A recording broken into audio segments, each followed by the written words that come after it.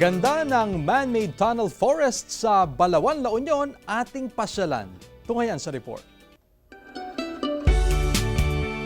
Place far away from stress bang hanap ninyong pasyalan? Tara't ating bisitahin ang isang lugar sa bayan ng Balawan na binabalik-balikan dahil sa relaxing view. Ito ang man-made tunnel forest kung saan makikita ang iba't ibang mga punong kahoy.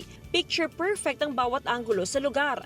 Mula sa Concepcion, Tarlac, maagang bumiyahe ang mga turistang sina Chantal at Joshua para masilayan ang ganda ng lugar na sa social media lang nila nakikita. Maganda po ma'am kasi sa TikTok lang po namin siya nakikita nung una kaya pinuntahan po namin siya.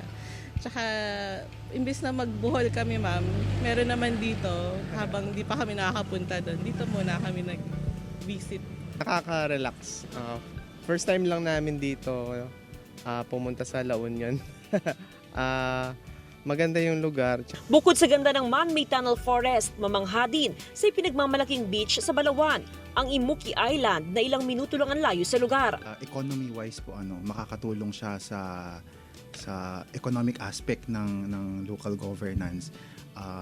Maganda rin po na yung man-made forest po sa Almeida ay adjacent siya sa Imuki Island, which is the prime tourist destination in Balawan. Kasabay ng pamamasyal sa mga tourist attractions sa Balawan, simple lang ang hiling ng LGU, panatilihin ang kalinisan sa bayan. Intensified po yung namin ng solid waste.